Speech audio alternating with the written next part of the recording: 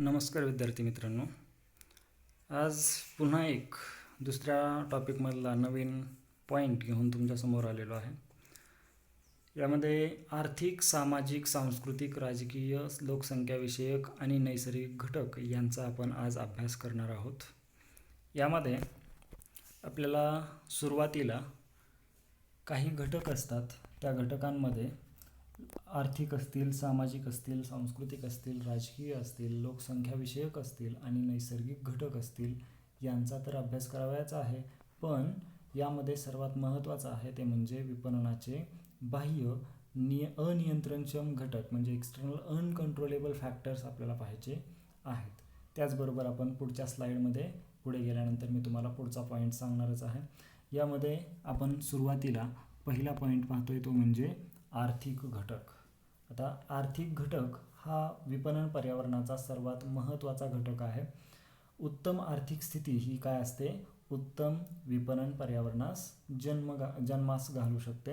म्हणजे याचा देखील आपल्याला विचार करावा लागेल की उत्तम आर्थिक परिस्थिती एखाद्या व्यवसाय संस्थेची असेल तर तुम्हाला चांगलं विपणन पर्यावरण विकसित करता येऊ शकतं. त्याचबरोबर बाजारपेठेमध्ये असणारे व्याजाचे दर, त्याचबरोबर पैशांचा पुरवठा, त्यालाच नाणे पुरवठा असं म्हटलं जातं, किंमत पातळी असेल, ग्राहकांची बाजारपेठेमध्ये किंवा त्या व्यवसाय संस्थांची असणारी बाजारपेठेमध्ये असणारी पत म्हणजे कस्टमर असेल त्याचं क्रेडिट त्या बाजारपेठेमधलं पाहिलं जाईल.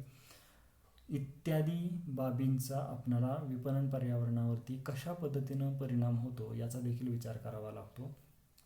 आता विद्यार्थी मित्रांनो, याचा विचार करा की एखाद्या व्यवसाय संस्थेची असणारी जी स्थावर मालमत्ता आहे, तसंच गृहोपयोगी वस्तूंचे बाजार असेल, यांच्यावर उच्च व्याजदराचा वाईट परिणाम होत असतो. मंदीच्या काळात काय होत असतं? वस्तूंचं नियोजन असेल, किंमत निश्चिती असेल आणि विक्रय वृद्धीची धोरणं असतील, याचा किंवा यावर काय होत असतो? नकारात्मक परिणाम होत असतो. म्हणजे आर्थिक घटक हा एक सर्वात महत्त्वाचा फॅक्टर आहे जो आपल्याला यामध्ये कन्सिडर करावा लागतो. म्हणजे विपणन पर्यावरणामध्ये आर्थिक घटक हा एक सगळ्यात महत्त्वाचा घटक आहे असं आपण म्हणू शकतो. आपल्याला असंही म्हणता येऊ शकतं की राष्ट्राचं जर स्वतःचं एक आर्थिक पर्यावरण असू शकतं आणि त्या आर्थिक पर्यावरणामध्ये आपल्याला अर्थव्यवस्थेचं स्वरूप म्हणा, संपत्तीच्या हक्काचं स्वरूप म्हणा, उत्पादन रचनेचे स्वरूप म्हणा, त्याचबरोबर त्यातील संयुक्त मालकीचा हक्क असेल, नियोजनाची भूमिका असेल, किंमत नियंत्रण असेल किंवा किंमत यंत्रणा असेल, या सर्व कार्यांमधून आपल्याला काय करावं लागतं? राष्ट्राचं आर्थिक पर्यावरण कशा पद्धतीनं उभं राहतं याचा आपल्याला विचार करावा लागतो. मग या सर्व मुद्द्यांवरून आपल्याला राष्ट्राची अर्थव्यवस्था भांडवली स्वरूपाची आहे की समाजवादी स्वरूपाची आहे याचा देखील विचार करावा लागतो. आणि यावरूनच आपल्याला आंतरराष्ट्रीय स्तरावरील एखादी संस्था असेल, जसं की IMF असेल, वर्ल्ड ट्रेड ऑर्गनायझेशन असेल म्हणजे WTO असेल, किंवा काही राष्ट्रांचे व्यापारी गट असतात म्हणजे G20 असेल, G9 असेल, यांचा देखील आपल्याला या आर्थिक पर्यावरणावरती थेट परिणाम झालेला दिसून येत असतो. वेगवेगळ्या देशांमध्ये आपल्याला माहिती आहे द्विपक्षीय करार झालेले असतात. आता जसं मेक्सिको असेल आणि अमेरिका असेल, किंवा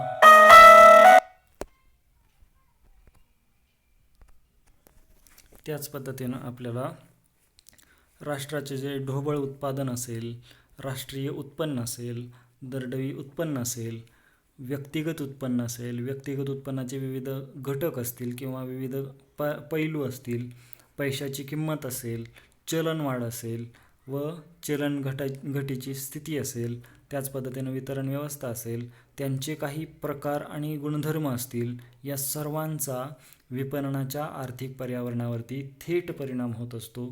हे सर्वात महत्त्वाचे घटक आहेत. त्याचबरोबर विद्यार्थी मित्रांनो, आपल्याला दुसरा पॉईंट पाहायचा आहे तो म्हणजे लोकसंख्याविषयक घटक. आता लोकसंख्याविषयक घटकांचा विचार करायचा म्हणजे ग्राहकांचा विचार करायचा. आपल्याला जी वस्तू बाजारपेठेमध्ये नेऊन विकायची आहे ते कोणाला विकत असतो? आपण ग्राहकांना विकत असतो. म्हणजे या पर्यावरणाच्या घटकामध्ये आपल्याला लोकसंख्या म्हणजे ग्राहकांचं वय असेल, ग्राहकांचं लिंग, शिक्षण, उत्पन्न, रोजगार, सामाजिक वर्ग असेल, उपभोक्ता जीवनचक्र असेल, या सर्वांचा चिकित्सक अभ्यास करणं गरजेचं असतं. मग बाजारपेठेचं विभागीकरण जर आपल्याला करावयाचं असेल, म्हणजे आता बाजारपेठेचं विभागीकरण म्हणजे मार्केट सेगमेंटेशन. आता मार्केट सेगमेंटेशन जर करायचं असेल तर हे ठरवण्यासाठी, तसंच विपणन मिश्र ठरवण्यासाठी या लोकसंख्येचा अभ्यास करणं गरजेचं आहे.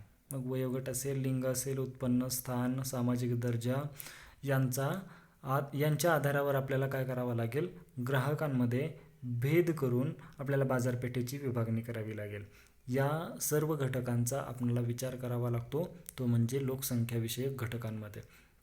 आता जीवनचक्र असेल, त्या जीवनचक्राच्या कोणत्या टप्प्यावर किती लोकसंख्या आहे हे वयोगटानुसार आपल्याला काय करता येऊ शकतं, तपासता येतं. म्हणजेच आता जर याचं एक साधं उदाहरण घ्यायचं म्हटलं तर वृद्ध अधिक असतील त्या देशामध्ये काय असणार आहेत, औषधं किंवा हॉस्पिटल्स असतील किंवा फळे यांची विक्री याचा काय असणार आहे, अधिक प्रमाण असणार आहे. म्हणजे आपण ज्यावेळी एखाद्या लोकसंख्येचा अभ्यास करत असतो, फक्त जर वयाचा विचार केला तर वयानुसार जर एखाद्या देशामध्ये वृद्धांची लोकसंख्या जास्त असेल तर त्या देशांमध्ये औषधांचं प्रमाण विक्रीचं जास्त असेल.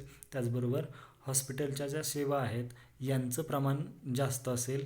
त्याचबरोबर फळे असतील, त्या फळांची विक्री ही जास्त प्रमाणात होत असते. याचा आपल्याला या ठिकाणी विचार करावा लागेल.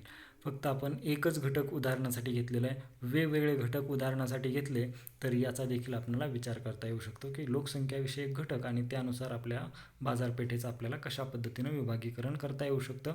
यामध्ये आणखी पुढचा एक घटक आहे, तो म्हणजे तांत्रिक घटक.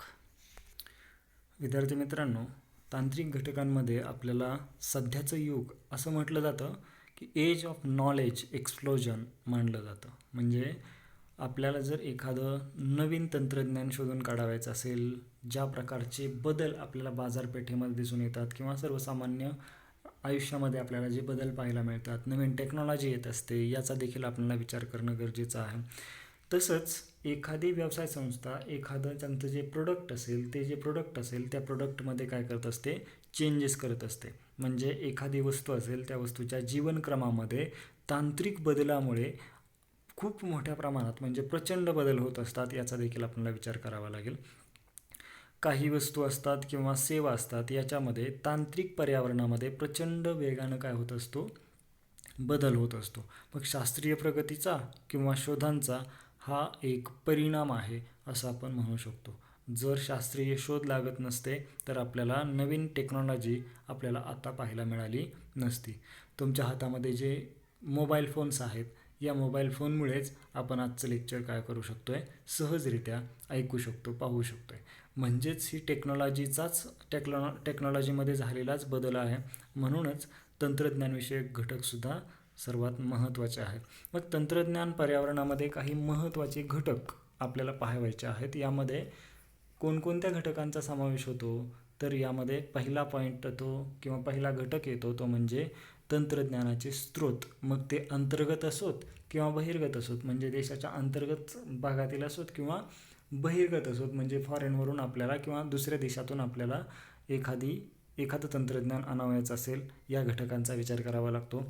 आता दुसरा घटक म्हणजे काय, तर तंत्रज्ञान स्वीकारण्याचा खर्च आपल्याला किती येणार आहे, तंत्रज्ञानात बदलण्याचा आणि स्थानांतराचा खर्च किती आहे, याचा आपल्याला विचार करावा लागेल.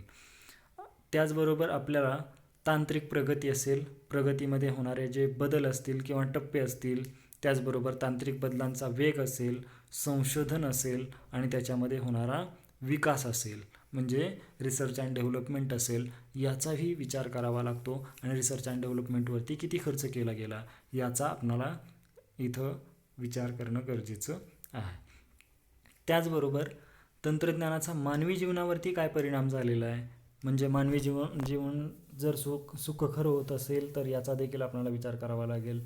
विपणन संस्था असतील किंवा विपणन व्यवस्था असेल व परिस्थितीवर काही परिणाम झाले का, याचा आपल्याला विचार करावा लागेल. संदेश वहन असेल म्हणजे कम्युनिकेशन असेल, त्याचबरोबर मूलभूत सुविधा असतील आणि व्यवस्थापन शैली असेल, यामध्ये तंत्रज्ञान असेल, विकास आणि त्याचा काही परिणाम असेल, याचाही आपल्याला विचार करावा लागेल. म्हणजे या सर्वांमधून आपल्याला तंत्रज्ञानविषयी पर्यावरण असेल ते एकत्रितरित्या काय होत असतं, विकसित होत असतं, याचाही आपल्याला उल्लेख करणं गरजेचं आहे. यामध्ये तंत्रज्ञानविषयक प्रगतीमुळे वस्तूचं जे जीवनचक्र आहे हे खूपच छोटं होत चाललेलं आहे आणि ग्राहकांच्या अपेक्षासुद्धा काय होत चाललेल्या आहेत, वाढत चाललेल्या आहेत. तुम्ही जो विचार केला तर बाजारपेठेमध्ये उपलब्ध असणारे जे मोबाईल फोन्स आहेत यांचं आयुष्य म्हणजे एखाद्या मॉडेलचं आयुष्य हे खूप कमी झालेलं आहे.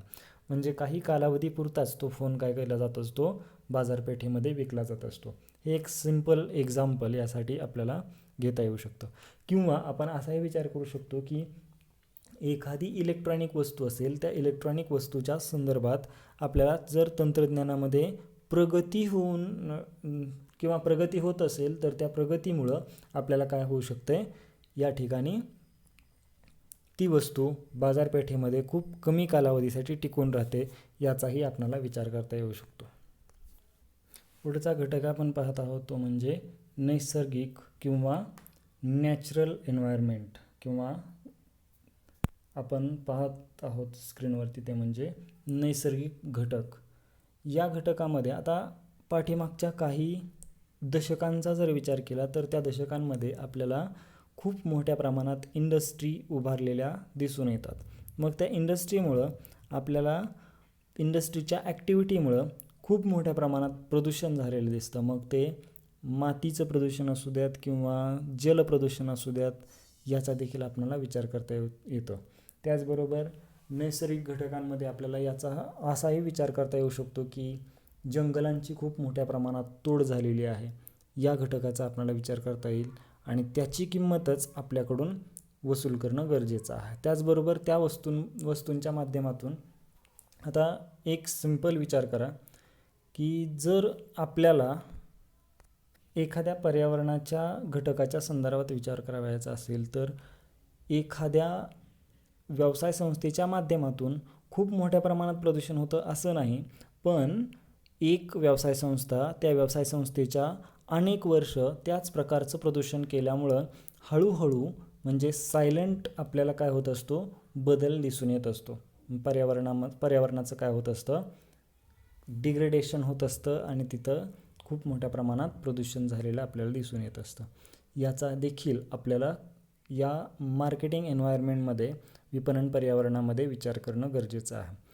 मग या घटकांचा विचार करत असताना आपल्याला सर्वात महत्त्वाचं आहे ते म्हणजे 4Pचा मार्केटिंग स्ट्रॅटेजीमध्ये असणाऱ्या 4Pचा विचार करावा लागेल. त्यामध्ये प्रोडक्ट असेल, प्राईस असेल, प्रमोशन असेल आणि प्लेस असेल, या चारही घटकांचा विचार करावा लागेल. आणि यामध्ये आपल्याला प्रोडक्ट असते ते प्रोडक्ट काय करावं लागेल, निसर्गाला आपल्याला कोणत्याही प्रकारची हानी पोहोचणार नाही अशा प्रकारचं उत्पादन आपल्याला घ्यावं लागेल.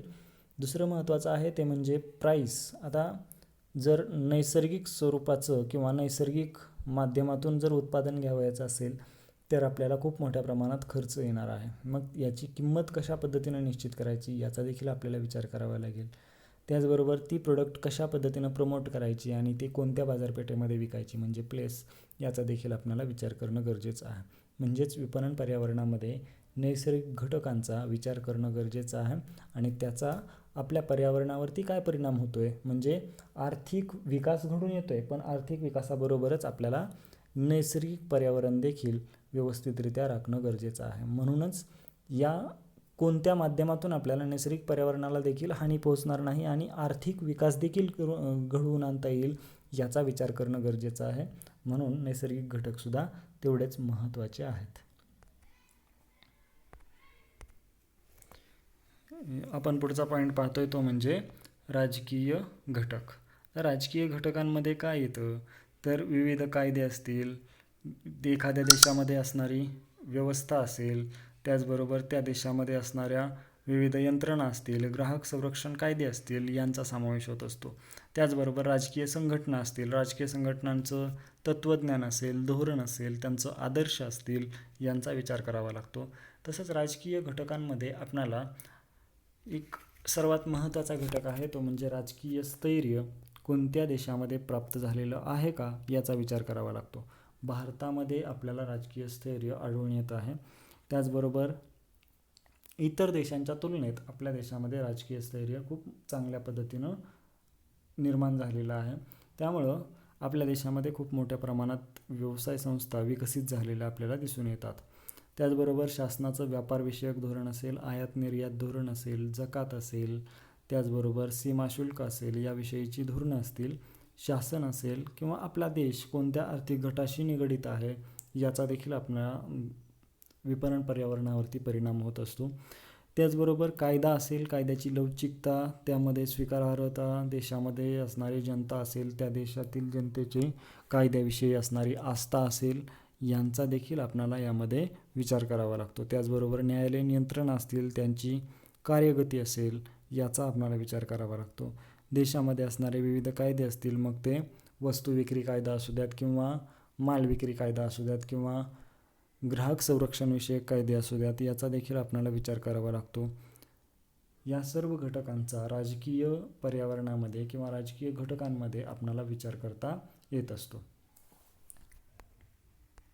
पुढचा पॉईंट आहे तो म्हणजे सामाजिक व सांस्कृतिक घटक. सामाजिक घटक यामध्ये आपल्याला सामाजिक घटक म्हणजे काय, जर एखाद्या व्यवसाय किंवा एखाद्या समाजामध्ये वेगवेगळ्या घटकांचा विचार करत असतो, जनसंख्या असेल किंवा आपण लोकसंख्या म्हणूया, जनसंख्येची विभागणी म्हणूया, स्त्रियांची भूमिका समाजामध्ये काय असते, त्याचबरोबर काम आणि साक्षरतानिहाय लोकसंख्या, लोकसंख्येत धर्मनिहाय रचना, त्याचबरोबर भौगोलिक बदल किंवा शहरीकरण किंवा औद्योगिकीकरण यांचा देखील आपल्याला विचार करता येऊ शकतो. यामध्ये भौगोलिक घटक असतील किंवा लोकसंख्येची ग्रामीण किंवा निमशहरी किंवा शहरी विभागणी महत्त्वाची ठरत असते. या सर्व घटकांचा आपल्याला थोडक्यात विचार करावयाचा आहे. यामध्ये वयोगटानुसार लोकसंख्येची विभागणी आपल्याला करता येऊ शकते.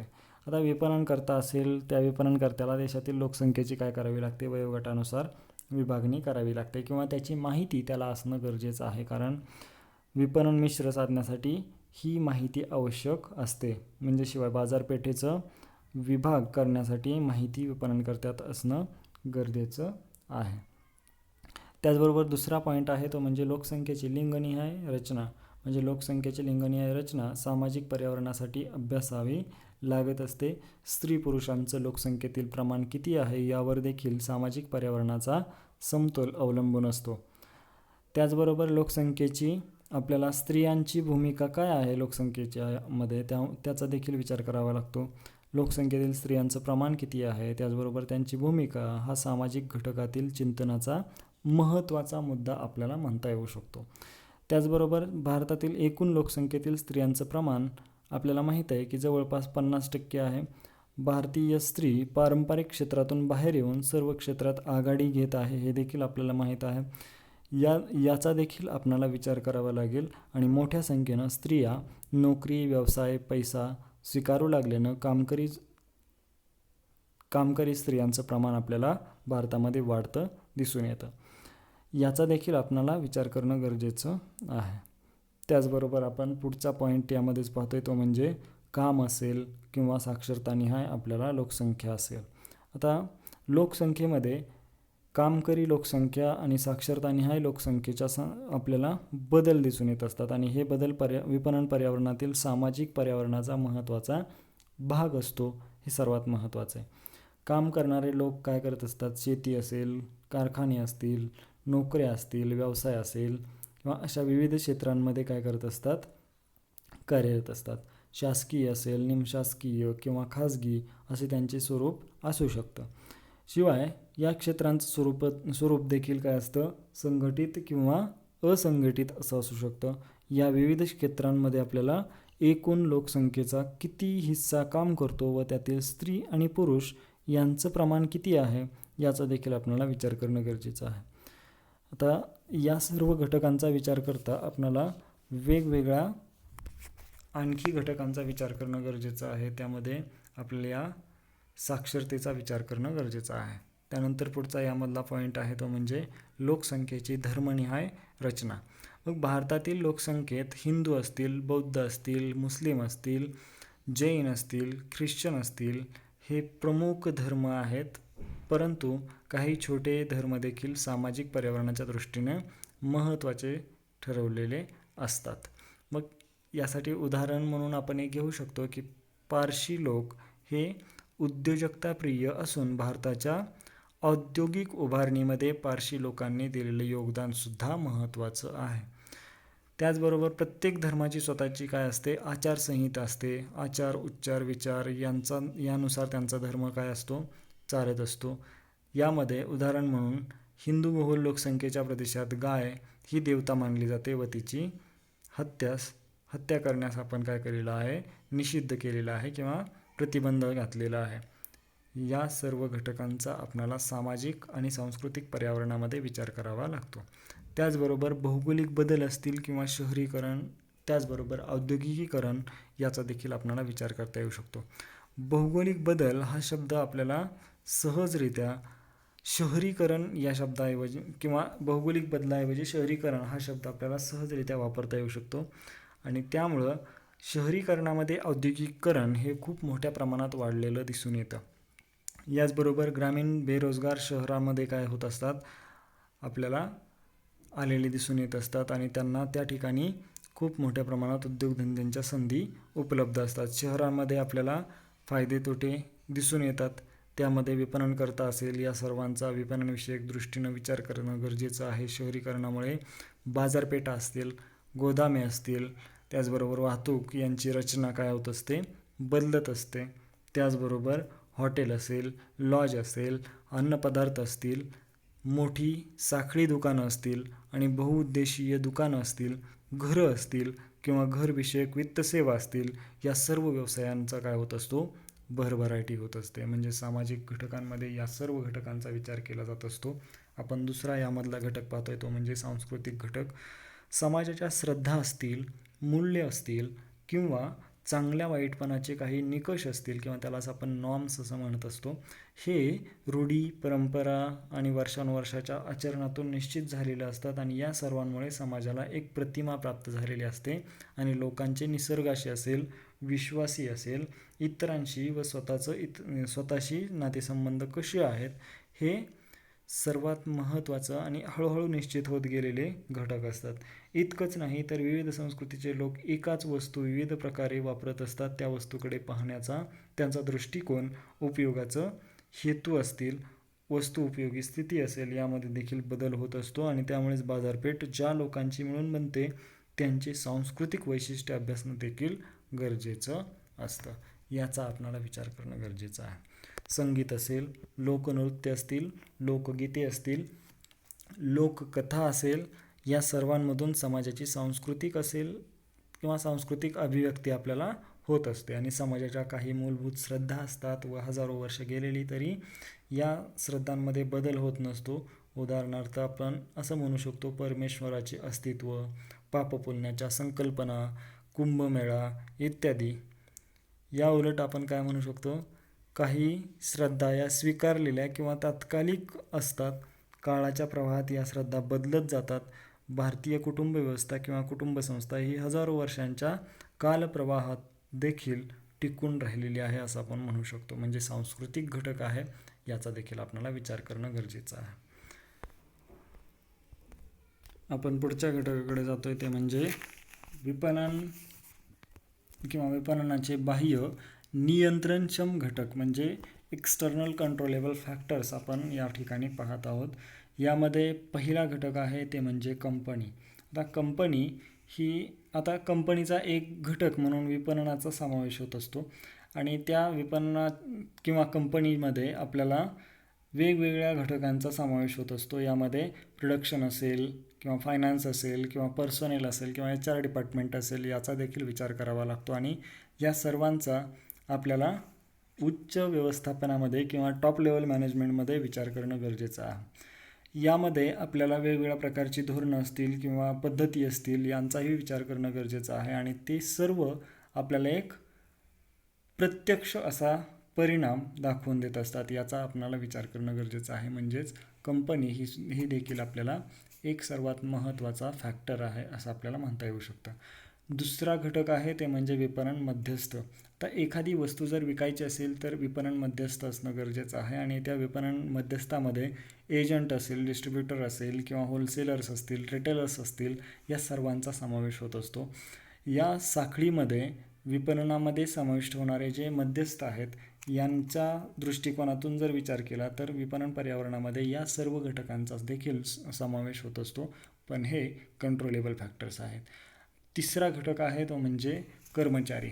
आता कर्मचारी हा व्यवसाय संस्थेमध्ये सर्वात महत्त्वाचा घटक आहे आणि या घटकांच्या दृष्टिकोनातून जर विचार केला तर एम्प्लॉई असतील, ते एम्प्लॉई काय असतात, ते एखाद्या व्यवसाय संस्थेच्या सक्सेसमध्ये किंवा एखाद्या प्लॅनमध्ये ते कॉन्ट्रीब्यूट करत असतात किंवा त्यामध्ये त्यांचा एक सर्वात महत्त्वाचा रोल असतो. आणि त्यामुळं आपल्याला ज्यावेळी एखाद्या कर्मचारी किंवा व्यवसाय संस्थेमध्ये काम करणाऱ्या कर्मचाऱ्यांचा विचार करायचा असतो त्यावेळेस त्या व्यवसाय संस्थेची जी धोरणं असतील, उद्दिष्ट असतील, गोल्स असतील यांचा देखील आपल्याला विचार करणं गरजेचं आहे. आणि त्या दृष्टिकोनातून कर्मचारी देखील या विपणनाच्या बाह्य नियंत्रणक्षम घटकांचा एक महत्त्वाचा फॅक्टर आहे असं आपण म्हणू शकतो.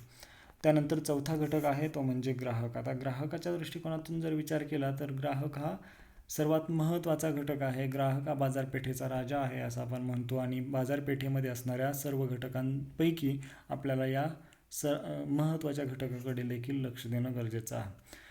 आपल्याला जर विचार करायचं झालं तर कस्टमर्स हा सगळ्यात महत्त्वाचा फॅक्टर आहे आणि या कस्टमरच्या दृष्टिकोनातून आपल्याला वेगवेगळे निर्णय घ्यावे लागत असतात. कोणत्या प्रकारचा कस्टमर आहे, कोणत्या एजमधला कस्टमर आहे, म्हणजे स्कूल असेल, कॉलेजेस असतील, हॉस्पिटल्स असतील, टेम्पल्स असतील किंवा इतर काही संस्था असतील, यांची निर्मिती कशा पद्धतीनं करायची ही ग्राहकाच्या गरजेवरती अवलंबून असणार आहे, याचा देखील आपल्याला विचार करावा लागतो. त्याचबरोबर आपण पुढचा सर्वात महत्त्वाचा घटक पाहतोय तो म्हणजे स्पर्धक. म्हणजे बाजारपेठेमध्ये असणारा जो स्पर्धक आहे याचा देखील आपल्याला विचार करावा लागतो. जर बाजारपेठेमध्ये स्पर्धा नसती तर त्या वस्तूंच्या किमती आपल्याला खूप मोठ्या प्रमाणात पाहायला मिळालेल्या असत्या. एक साधं एक्झाम्पल आहे, बजाज कंपनीनं ज्यावेळेस स्कूटर तयार केली होती त्यावेळेस ती एकटी कंपनी होती ज्या कंपनीनं स्कूटर तयार केली होती, पण सध्या बाजारपेठेमध्ये खूप मोठ्या प्रमाणात स्कूटर्स वगैरे तयार करण्यात आलेले आहेत आणि त्यामुळं बाजारपेठेमध्ये आपल्याला मक्तेदारी दिसून येत नाही, पण बजाज कंपनीची मक्तेदारी मात्र त्यावेळी बाजारपेठेमध्ये होती. काही वर्षांसाठी त्यांची बाजारपेठेमध्ये काय होती, मक्तेदारी होती. म्हणजेच स्पर्धकसुद्धा असणं गरजेचं आहे आणि त्यानुसार आपण आत्ताच पाहिल्याप्रमाणे बाजारपेठे आधारित काय असली पाहिजे, किंमत निश्चिती होणं गरजेचं आहे. त्यानंतर आपण पुढचा पॉईंट पाहतोय तो म्हणजे समाज किंवा पब्लिक. आता बाजारपेठ कशामुळं निर्माण होत असते तर समाजामुळं निर्माण होत असते. समाजाला आवश्यक असणाऱ्या ज्या काही गोष्टी असतील त्या सर्व गोष्टींचा विचार करून आपल्याला या विपणन पर्यावरणामध्ये समाजाचा समावेश होतो का याचा देखील विचार करणं गरजेचं आहे. सोसायटी ही सर्वात महत्त्वाचा घटक आपल्याला बाजारपेठेमध्ये दिसून येतो आणि त्यांच्या दृष्टिकोनातूनच आपल्याला काय करावं लागतं, व्यवसाय संस्था चालवावी लागत असते. त्याचबरोबर आणखी एक घटक आहे तो म्हणजे पुरवठादार. आता पुरवठादार देखील एक विपणन साखळीमधला एक घटक आहे, पण ज्यावेळी एखादी वस्तू तयार करायची असते त्यावेळेस ती वस्तू तयार करण्यासाठी जे रॉ मटेरियल लागतं ते रॉ मटेरियल तयार करण्याचं काम हे ते रॉ मटेरियल पुरवण्याचं काम हे सप्लायर करत असतात आणि त्या दृष्टिकोनातून जर विचार केला तर मॅन्युफॅक्चरिंग प्रोसेसमध्ये एक सप्लायर हा एक सर्वात महत्त्वाचा घटक आहे. आणि ज्यावेळेस मार्केटिंग मॅनेजरचा यावेळी आपण रोल पाहत असतो त्यावेळेस त्या मार्केटिंग मॅनेजरच्या रोलमधून आपल्याला ही प्रोडक्टची अवेलेबिलिटी कशावरती अवलंबून आहे, सप्लायरनं पुरवलेल्या रॉ मटेरियलवरती अवलंबून आहे, म्हणून याचा देखील विचार करणं गरजेचं आहे. थँक्यू.